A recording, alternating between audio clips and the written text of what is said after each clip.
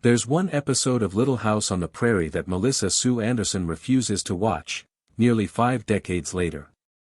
It's not just a memory she avoids, it's a wound she never wanted reopened. The year was 1974, and what happened behind the scenes of that episode left a mark so deep, even time hasn't healed it. Before the fame and the heartbreak, Melissa Sue Anderson was just a young girl from Berkeley, California, a city bursting with creativity, freedom, and expression. Born on September 26, 1962, she was the youngest of 2 daughters, raised in a home that seemed far removed from the drama that would later unfold under the spotlight. But nothing in her early life could prepare her for the emotional toll of one unforgettable moment on set, an episode that still haunts her to this day. Family played a powerful role in shaping Melissa Sue Anderson's early years. Among the most influential figures was her older sister, Maureen, 12 years her senior, who became more than just a sibling. With such a wide age gap, Maureen naturally stepped into a nurturing, almost maternal role, offering Melissa wisdom, comfort, and a steady hand as she navigated childhood. This rare sibling dynamic gave Melissa a deeper lens on life, one that shaped her emotional maturity and strengthened her sense of self from an early age. But everything changed when Melissa turned just 7 years old. Her family made a bold decision, to leave behind the intellectual energy and cultural heartbeat of the San Francisco Bay Area for a new life in Los Angeles. It was a move that would quietly set the stage for destiny. Suddenly, Melissa was surrounded by the flashing lights, ambition, and chaos of Hollywood. Without even realizing it, she had been placed in the very heart of an industry that would one day make her a household name. Los Angeles was a city of dreams, and for Melissa Sue Anderson, it was the beginning of something much bigger than she could imagine. Her parents hoped the move would nurture her growing passion for performing, and it did. The city offered more than just sunshine, it offered opportunity. Melissa quickly found herself stepping into the world of acting, but behind the camera lights, life wasn't without its shadows. At just 13 years old, Melissa faced a life-altering moment, her parents' divorce. It came at a time when a young girl needs stability the most, and the emotional weight of that split left deep marks on her adolescence. After the separation, Melissa was raised by her mother, Marian, a woman of strength and conviction who rooted her daughter in the moral values of Roman Catholicism. That spiritual foundation became Melissa's compass, guiding her not just through childhood, but through the unpredictable storms of fame that would soon follow. Long before she was a television star, Melissa was already in front of the camera, charming audiences in national commercials for brands like Mattel and Sears. These early appearances were more than just small jobs, they were her training ground, where she learned the discipline, presence, and poise that would one day define her career. Her path into entertainment was a bit of a coincidence. Melissa's parents were encouraged to find an agent to represent her after a dancing instructor saw her innate talent and charm. This support was essential since it was the turning point that made Melissa go from being a hobby child actor to a serious professional.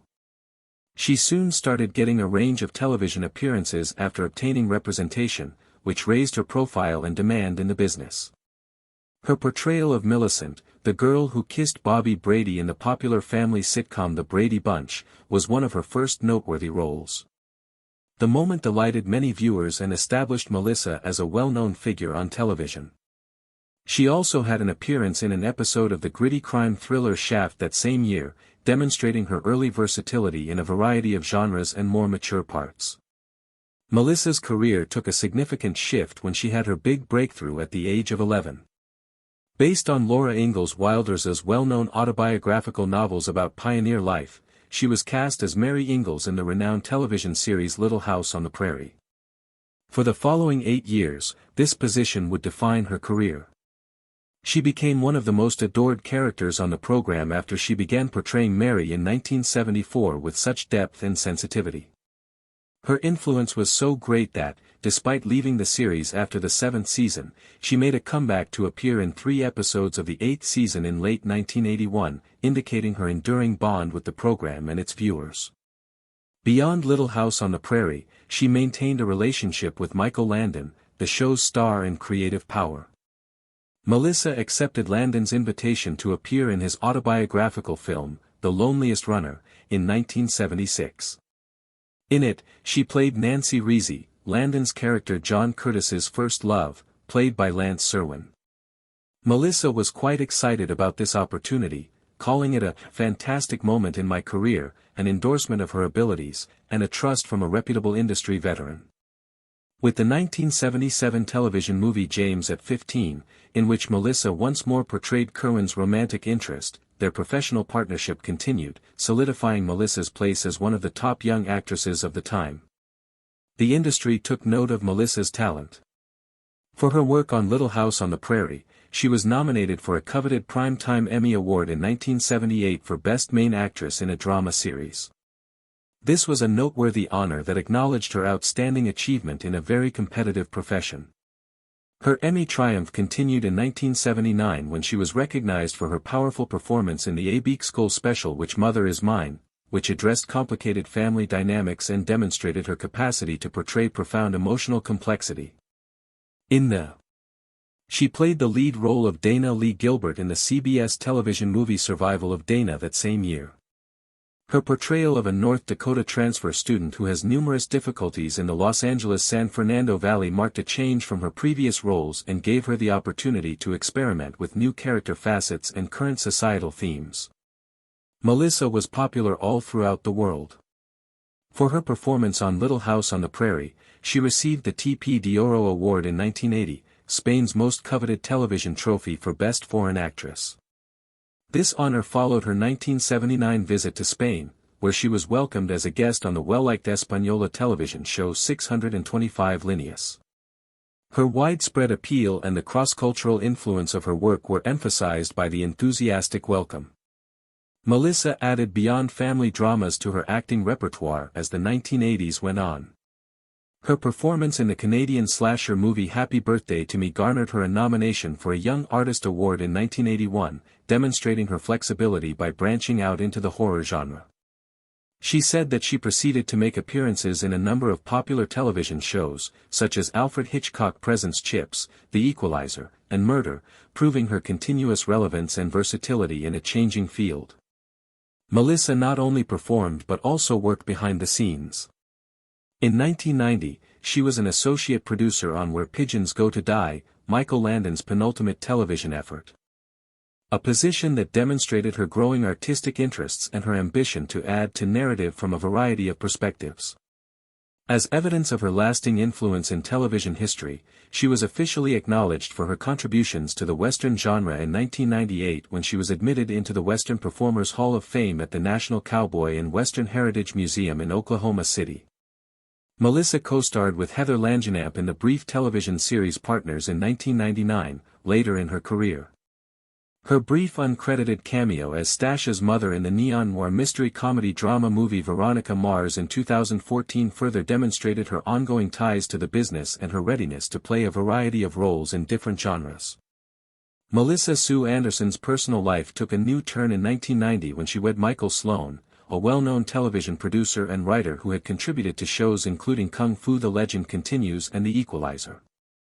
They combined a variety of artistic abilities. Sloan, an experienced person behind the scenes of television dramas, and Anderson, a celebrated actress well known for her portrayal of Mary Les on Little House on the Prairie. In addition to being a lifelong partnership, their marriage occasionally involved a sharing of artistic viewpoints and experiences in the entertainment sector. They established a solid foundation of love, support, and stability together, which enabled Anderson to pull back from the spotlight and concentrate more on her family life. 2 children were born to the couple, a son named Griffin and a daughter named Piper.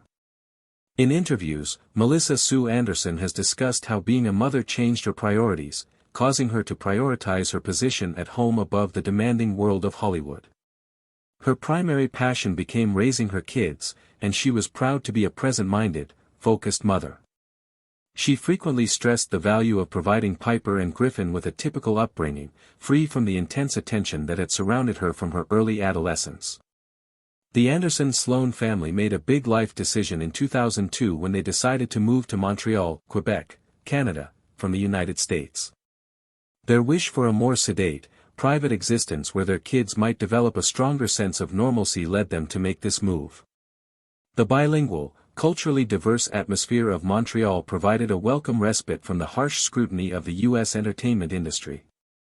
The family assimilated into Canadian society and welcomed their new environment, taking pleasure in the country's close-knit towns and thriving art scene.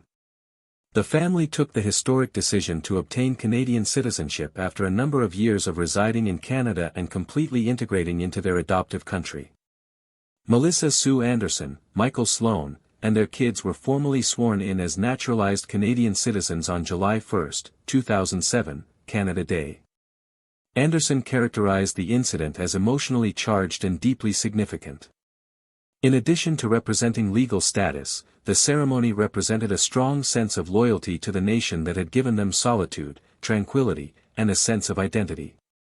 Since then, Anderson has spoken of her unwavering love for Canada, frequently citing the relocation as one of the best choices she and her husband have ever made for the happiness and well-being of their family. Melissa Sue Anderson's moving depiction of Mary Ingalls on the cherished television series Little House on the Prairie has enthralled viewers for decades. I'll Be Waving as You Drive Away, which debuted in 1974 as part of the show's fourth season finale, is the one episode she still won't watch again, even though the series is still highly praised. The episode, broadly appeared as one of the most emotionally effective within the complete series, capabilities a dramatic turning factor in Mary's storyline. Her devastating descent into blindness. Even though the episode became praised for its sensitivity and depth, for Anderson, filming those scenes was a profoundly hard and individually haunting experience. At just 12 years vintage whilst she started the collection, Anderson needed to delve right into a level of emotional complexity some distance beyond her years to painting Mary's heartbreak, fear, and sluggish acceptance of losing her sight. In I'll Be Waving as You Pressure Away, Mary suffers a series of horrifying visible impairments that culminate within the medical doctor's grim analysis. The digicam lingers on Mary's tear-streaked face as she grapples with her new truth, her voice trembling with despair. Anderson's performance turned into uncooked and remarkably mature. In comes her essential acclaim and ultimately a nomination for a Top Time Emmy Award. However, what audiences noticed as first-rate acting came at a steep emotional fee for the younger actress. The pressure to painting one of these disturbing occasions with honesty and sensitivity weighed heavily on her, especially given her young age and the confined revel-in she had at the time in dealing with such severe problem. Remember, she immersed herself so deeply within the person's emotional journey that it left a long-lasting mark. Anderson has revealed that she felt a deep empathy for Mary's battle and embodying that level of sorrow, in particular the fear of being completely disconnected from the world, felt overwhelming. She described the enjoy as nearly too actual, noting that she discovered it difficult to emotionally separate herself from the character as soon as filming changed into over. Moreover, the manufacturing environment itself amplified the depth of the episode. Even though his route caused unforgettable television, it additionally meant Anderson had to repeatedly revisit Mary's trauma, making it even extra hard for her to detach from the emotional toll. In keeping with Anderson, Landon turned into supportive but also a perfectionist, traumatic entire emotional vulnerability in front of the camera. Those grueling taking pictures days left her emotionally spent, and the memories of them maintain to cause a sense of pain whenever she thinks approximately the episode. At the present time, Anderson avoids relooking I'll Be Waving as You Pressure Away. Even as she stays pleased with the paintings she did on Little House at the Prairie and especially the impact her performance had on audiences, a lot of whom reached out to percentage their own testimonies of visible impairment. She has drawn a non-public boundary round revisiting that unique bankruptcy. She has stated that watching it once more could suggest reopening a completely prone and painful a part of her beyond, one she has chosen to leave untouched. In spite of being a seasoned actress who has tackled various roles all through her profession, that single episode stays the one performance too emotionally fraught for her to revisit. In many methods, Melissa Sue Anderson's choice not to rewatch I Will Be Waving as You Power Away underscores her deep dedication to her craft and the emotional dedication she introduced to her role. It stands as a testimony now not most effective to her acting expertise, however also to the lasting mental effect such performances can have, particularly on young performers thrust into complicated and worrying storylines. For enthusiasts, the episode remains a powerful and unforgettable moment in television records. For Anderson, It stays a chapter for all time etched in reminiscence, however one she has chosen now not to relive.